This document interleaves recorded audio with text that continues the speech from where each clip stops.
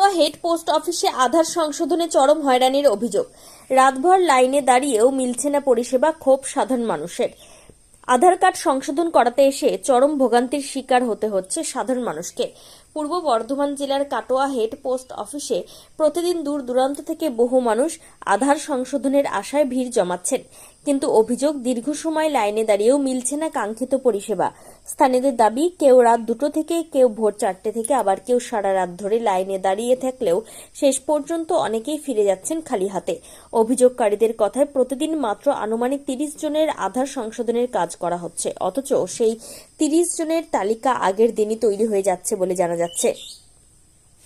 সবচেয়ে বড় প্রশ্ন উঠছে, সেই তালিকা কারা তৈরি করছে এবং কিভাবে নাম তোলা হচ্ছে তা নিয়ে।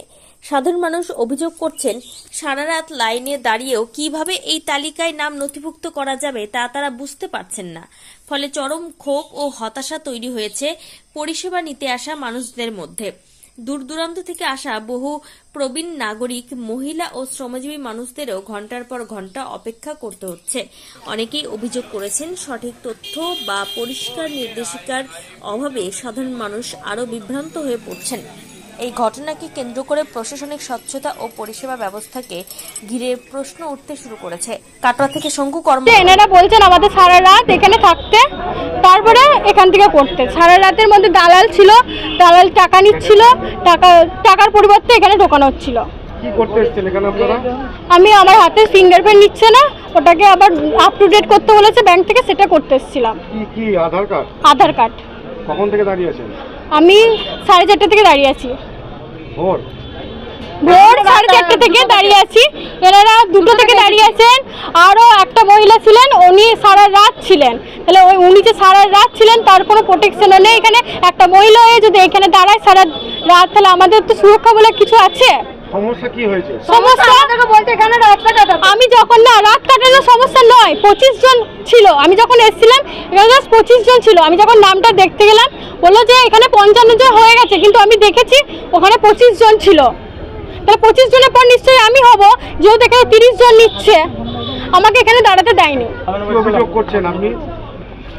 কিছু একটা সমস্যা সমাধান হোক। কি হয়েছে মনে করছেন? ভেতরে এনারাও জড়িত আছেন, নাইলে এত দীর্ঘদিন ধরে যদি এরকম কিছু হচ্ছে। ওই লোক যারা করছে, আমি তো আজকে এসেছি, আমি তো জানি না কারা কারা করছে। আপনার অফিসের সামনে যদি কিছু হয় তাহলে আপনি নিশ্চয়ই জানবেন যে আমার অফিসের সামনে কি হচ্ছে না হচ্ছে। কি নাম আপনার? সুমনা মণ্ডল। আপনি কি বলতে এসেছিলেন এখানে? আধার কার্ড করতে এসেছি। কি সমস্যা হয়েছে আপনাদের? সমস্যা আমার আধার কার্ড নিয়ে। আমি এখানে এসেছি রাত 2টোর সময়। তো এখানে আসার পর বেশি লোকজন ছিল না। তো আমি যখন এখানে এলাম, আমাকে সবাই মানে এখানে স্টাফগুলো বললো যে এখানে 30টা নেওয়া হয়ে গেছে, কিন্তু আদৌ এখানে 30টা ছিল না।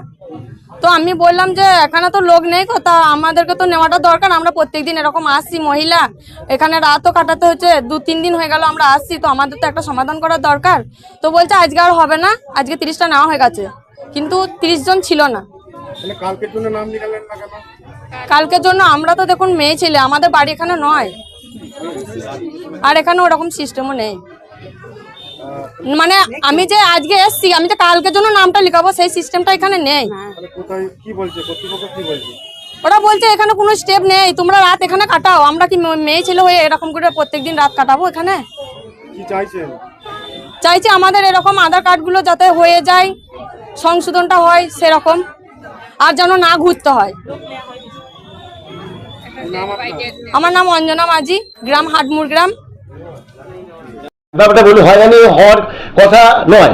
কাটোয়াতে এই আধারের ব্যাপারটা সরকার আরও 7টি জায়গায় করে দিয়েছে, যে এই যে জায়গাগুলো আছে সেইগুলোকে অবিলম্বে চালু করা। আমরা যেমন 40টা করতে পারছি, তারা 40টা না করুক, তারা যদি 20টা করেও করে তাহলে প্রচুর লোক লাভবান হবে। আর তারা করবে না কেন?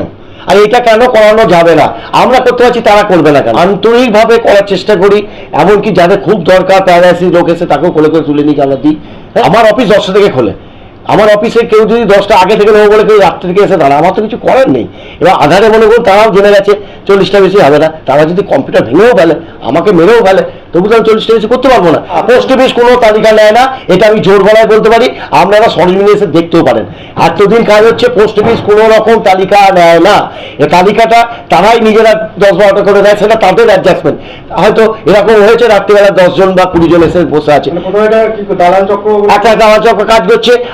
এক ভদ্রলোক সবাইকে জড়ো করেছে, সে কে আমি জানি না, পরিচয় আমি পেলাম না, তার নাম সে বলেনি। তিনি ওই দরজার কাছে দাঁড়িয়ে আছেন, সবাইকে একত্রিত করেছেন এবং তিনি এসেছেন সকাল 7টা না 8টার পরে। এসে তিনি সবাইকে বলেছেন যে আমার হচ্ছে না, হ্যাঁ এটাকে আমার কেন মানে হচ্ছে না, তিনি সবাইকে একত্রিত করেছেন। এবং তার বক্তব্য, আমি যিনি খুলতে যান তিনি খুলতে গেছেন, তাকে বলেছে যদি খুলবো এই ফয়সালা না করে তোমার মেরে তোমার মুখ ফাটিয়ে দেবো। উনি আটকে বলছে মুখ ভেঙে দেবো না, ভাঙতে দেবো না। 9টা থেকে আমার পাসপোর্ট অফিস 10টা পর্যন্ত তারা আটকে রেখেছে, যার 9টা থেকে 10টার মধ্যে অ্যাপয়েন্টমেন্ট ছিল তারা ক্ষতিগ্রস্ত হলো। এইটা কি তাদের কোনো ক্ষমতা আছে যে অফিস আটকে? তাদের অভিযোগ থাকতে পারে, জানাবে, থানায় বলবে, সব জায়গায় বলবে। সেটা না করে তারা এটা করছে। বাধ্য হয়ে আমি থানাতে ফোন করেছিলাম, সরকারি সম্পত্তি নষ্ট হলে অসুবিধা আছে, তারা এসেছিলেন, সম্পূর্ণভাবে সহযোগিতা করেছেন। তারাই লাইন করে 30 জনকে ঢুকিয়ে দিয়েছেন এবং তারাও আমাদের জিজ্ঞেস করলেন, আমরা যখন বললাম তারাও কিন্তু বলেছেন এসব কাগজপত্র ব্যাপার নেই।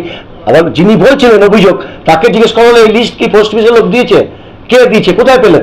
বলছে যে আমাকে রাস্তায়। তাহলে রাস্তার লোক দিয়েছে, পোস্ট অফিস লোক তো লিস্টের ব্যাপার কিছু জানেও না, কিছু জানে না। তারা তো বলেই দিচ্ছে 30 জন যাবে, পরপর 30 জন যারা যাবে, তারপরেও যদি কাজ থাকে আমরা করে দেবো।